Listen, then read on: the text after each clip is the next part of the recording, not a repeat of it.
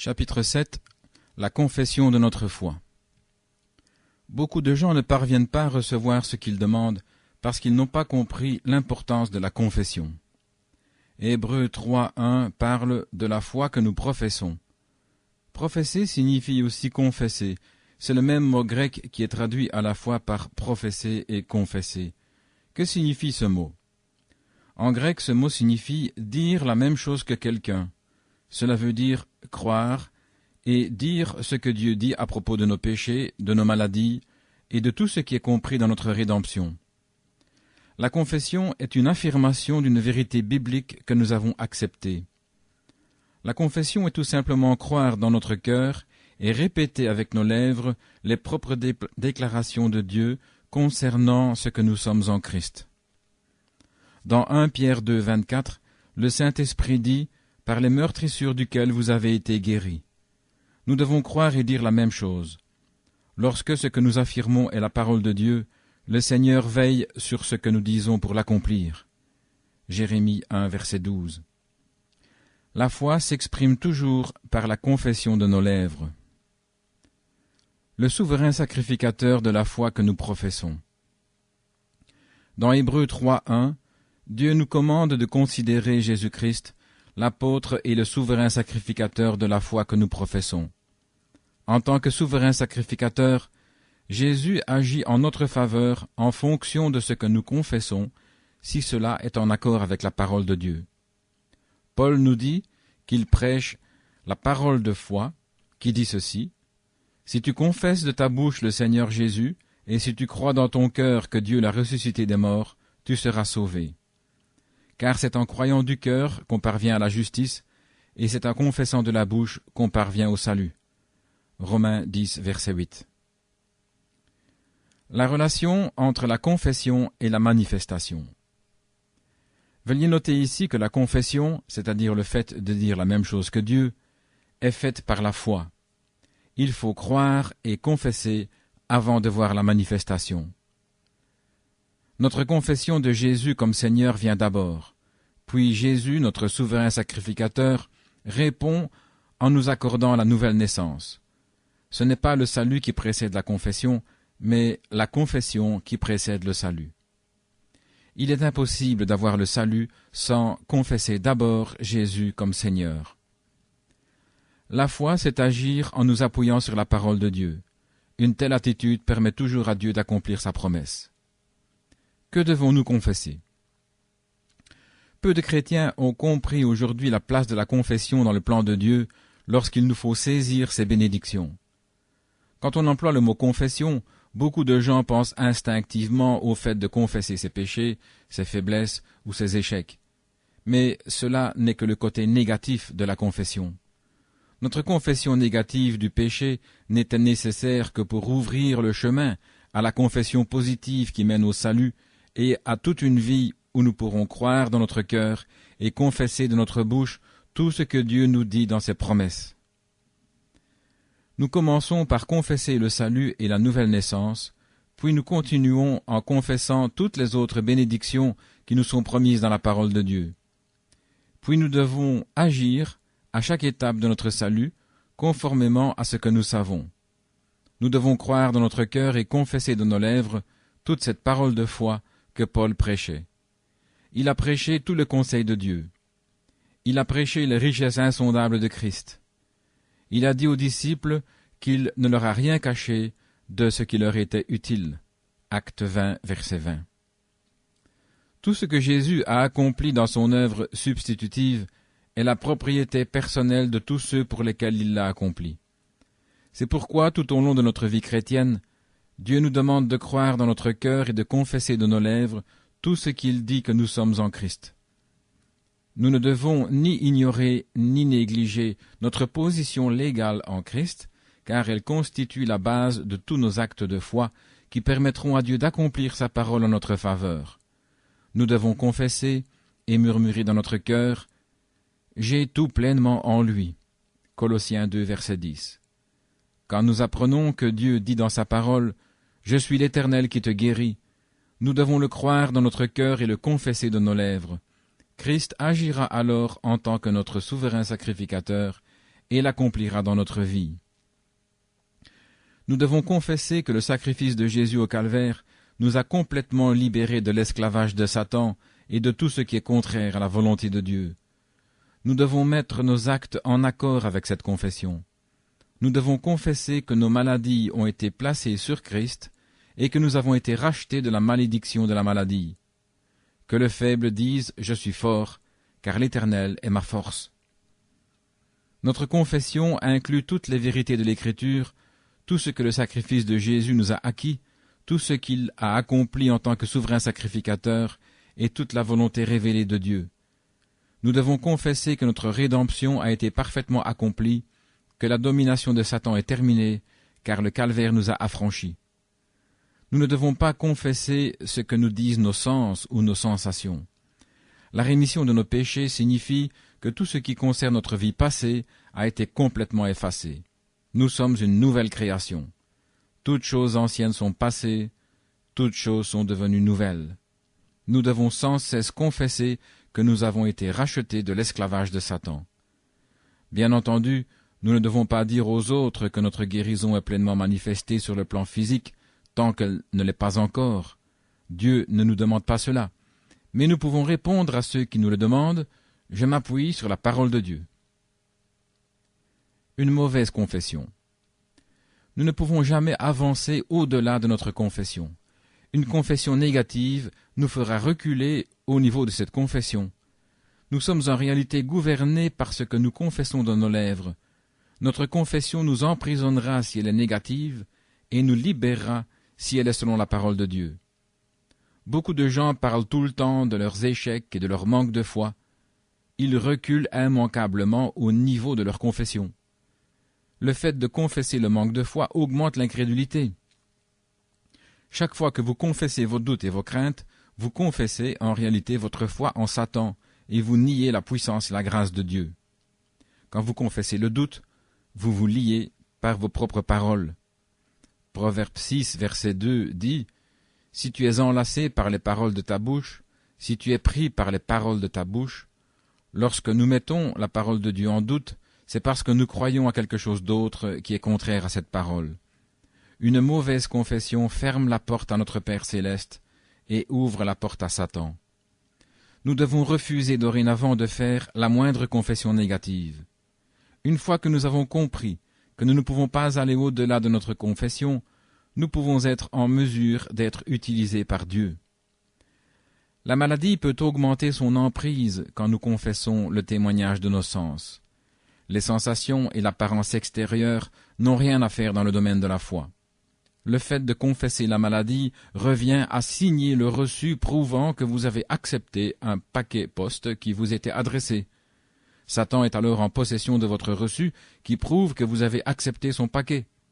N'acceptez rien de ce que Satan vient vous livrer. La Bible dit « Ne donnez pas accès au diable ». Si quelqu'un parle, que ce soit comme annonçant les oracles de Dieu. 1 Pierre 4, verset 11. Dans Éphésiens 4, 29, le Seigneur nous demande de ne dire que des paroles qui servent à l'édification. Nous ne devons pas rendre témoignage à notre adversaire. Nous devons agir dans la foi, parler dans la foi et penser dans la foi. Dans Philippiens 4, verset 8, le Saint-Esprit dit « Au reste, frères, que tout ce qui est vrai, que tout ce qui est honorable, tout ce qui est juste, tout ce qui est pur, tout ce qui est aimable, tout ce qui mérite l'approbation, ce qui est vertueux et digne de louange, soit l'objet de vos pensées. » Le Saint-Esprit dit dans le livre des Proverbes « Il est tel que sont les pensées dans son âme. » Dans 2 Corinthiens 10, 4 à 6, le Saint-Esprit dit « Car les armes avec lesquelles nous combattons ne sont pas charnelles, et nous amenons toute pensée captive à l'obéissance de Christ. » Nous devons renverser les raisonnements et donner à la parole de Dieu toute sa place dans nos pensées et sur nos lèvres. Nous devons avoir la pensée de Christ. Jésus n'a pas oublié qu'il s'est chargé de nos maladies sur la croix, et le Saint-Esprit nous commande de n'oublier aucun de ses bienfaits, car c'est lui qui pardonne toutes tes iniquités et qui guérit toutes tes maladies. Les transformations spirituelles et physiques que Dieu veut apporter dans votre vie doivent donc être opérées par le renouvellement de notre intelligence. Romains 12, 1 et 2 dit « Je vous exhorte donc, frères, à offrir vos corps, le domaine de nos 5 sens, comme un sacrifice vivant, saint, agréable à Dieu. Soyez transformés par le renouvellement de l'intelligence, afin que vous discerniez quelle est la volonté de Dieu, ce qui est bon, agréable et parfait. Peu connaissent cette loi spirituelle, selon laquelle ce sont les choses que nous confessons qui nous gouvernent. Ce sont les choses que nous confessons de nos lèvres qui dominent réellement notre être intérieur. Faites en sorte que vos lèvres accomplissent leur devoir. Refusez de leur permettre de détruire l'efficacité de la parole de Dieu dans votre situation. Certains confessent de leurs lèvres, mais ne croient pas dans leur cœur. Ils disent « Oui, la parole de Dieu est vraie », mais leur cœur dit « Elle n'est pas vraie dans mon cas ». La confession de vos lèvres n'a aucune valeur si votre cœur refuse de croire ce que vous dites. Demeurons fermes dans notre confession. Hébreux 4,14 dit « Ainsi, puisque nous avons un grand souverain sacrificateur qui a traversé les cieux, Jésus le Fils de Dieu, demeurons fermes dans la foi que nous professons. Il s'agit de la confession de notre foi dans l'œuvre rédemptrice que Dieu a accomplie par Jésus-Christ. Je dois demeurer ferme dans la confession de l'intégrité absolue de la Bible. Je dois demeurer ferme dans la confession de l'œuvre de Christ dans tous ses aspects. Je dois demeurer ferme dans la confession que Dieu est la force de ma vie. Je dois demeurer ferme dans la confession qu'il s'est chargé de mes maladies et de mes douleurs, et que par ses meurtrissures j'ai été guéri. Puisque Dieu le dit, nous devons croire et dire les mêmes choses que lui. Nous devons connaître nos droits, tels qu'ils nous ont été révélés par la parole de Dieu, puis demeurer fermes dans la confession de ces droits. Quand vous lisez que celui qui est en nous est plus grand que celui qui est dans le monde, demeurez ferme dans cette confession. Nous devons demeurer fermes dans notre confession de ce que Christ a fait pour nous, pour que cela puisse être accompli en nous. Nous devons demeurer fermes dans la confession que nous avons été rachetés de l'esclavage de Satan. Nous devons demeurer fermes dans notre confession, même devant toutes les évidences contraires. Si Dieu déclare que, par ses meurtrissures, j'ai été guéri, je dois confesser ce que Dieu dit à propos de mes maladies et demeurer ferme dans cette confession. Je dois reconnaître l'absolue vérité de ces paroles avant tout changement visible. Je dois agir en m'appuyant sur ces paroles et remercier Dieu parce qu'il a placé toutes mes maladies sur Christ comme il l'a fait pour mes péchés. La guérison vient toujours en réponse au témoignage de notre foi. Certains échouent lorsque les choses deviennent difficiles parce qu'ils arrêtent de confesser la parole. La maladie, comme le péché, est vaincue par notre confession de la parole. Que votre bouche fasse son devoir. Remplissez-la de la parole. Faites-lui dire ce que Dieu dit à propos de la maladie. Ne permettez pas à vos lèvres de dire quoi que ce soit de contraire. Le fait de croire la parole de Dieu sans douter dans notre cœur implique que nous soyons dépouillés du vieil homme, qui est habitué à juger d'après les preuves que lui donnent les sens. La foi juge d'après la parole et non d'après les sens. Notre seul problème est de rester en harmonie avec la parole de Dieu et de ne pas permettre à nos sens d'usurper la place de la parole. Cessons de faire comme Thomas qui doutait et qui a dit « Si je ne vois pas, je ne croirai pas ». Nous devons accepter les propres paroles de Christ qui a dit « Heureux ceux qui n'ont pas vu et qui ont cru ». Jean 20, verset 29.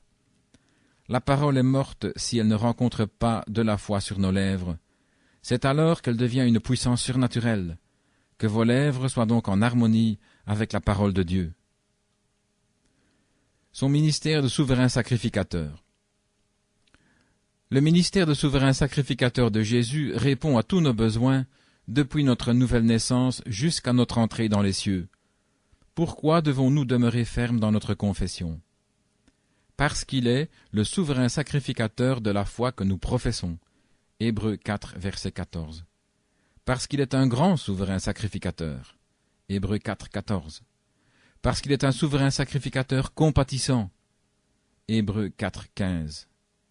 Parce qu'il peut compatir à nos faiblesses. Hébreux 4, 15. Parce qu'il vit éternellement pour intercéder pour nous, il est toujours prêt à nous faire grâce, pour que nous soyons secourus dans nos besoins. Hébreux 4, 16. Notre réussite est assurée.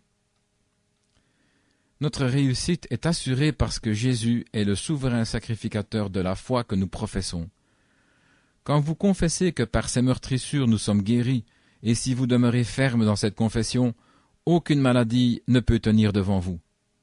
La foi consiste alors à remercier Dieu de tout votre cœur pour cette guérison qui n'est pas encore manifestée, mais que vous êtes aussi certain de posséder que s'il était manifesté. La confession de vos lèvres, qui vient d'un cœur qui est dans la foi, vous permettra de vaincre l'ennemi dans tous vos combats. Les paroles de Christ ont brisé la puissance des démons et apporté la guérison aux malades. Elles font de même aujourd'hui quand nous les confessons avec foi. La parole vous guérira si vous la confessez continuellement. Dieu veillera à ce que votre corps obéisse à votre confession de sa parole, car rien n'est impossible à Dieu. Luc 1, verset 37. Le psaume 34, 10 dit « Rien ne manque à ceux qui le craignent. » Si j'ose dire que cela est vrai, et si je demeure ferme dans cette confession, Dieu accomplira ce que j'ai confessé. Rien ne vous établira davantage dans la foi, rien ne fortifiera davantage votre foi que la confession de la parole.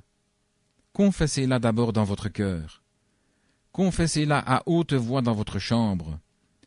Répétez-la sans cesse. Répétez-la jusqu'à ce que votre esprit soit en accord avec vos paroles. Répétez-la jusqu'à ce que votre être tout entier soit en harmonie avec la parole de Dieu. Les paroles de Christ étaient remplies de sa vie. Si nous agissons selon ces paroles, elles nous rempliront de Christ. Nous devons obéir à la parole comme nous aurions obéi à Jésus s'il s'était présenté à nous de manière visible. Confessons Christ comme Seigneur. Quand nous venons à Dieu pour être sauvés, le Seigneur nous demande de confesser Jésus-Christ comme notre Seigneur et de lui consacrer entièrement notre vie. Il en est de même pour tous les aspects ultérieurs de notre salut.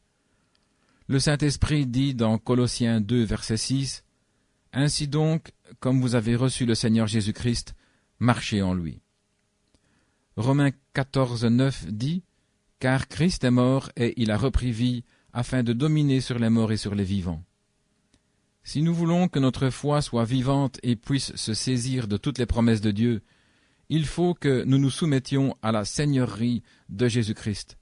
Ce n'est que lorsque nous l'aurons entièrement accepté comme Seigneur que, dans notre vie, qu'il pourra nous guérir, nous baptiser de son esprit, nous donner la vie de Dieu en abondance, être en nous une source d'eau vive qui jaillira jusque dans la vie éternelle, nous permettre de vivre ce que nous sommes en lui, manifester sa personne sous la forme de toutes les bénédictions promises, être lui-même notre force, notre portion, notre tout, nous donner l'usage illimité de son nom, nous donner la puissance de chasser les démons en son nom, nous oindre pour prêcher sa parole, nous donner la puissance d'imposer les mains aux malades pour les guérir, etc.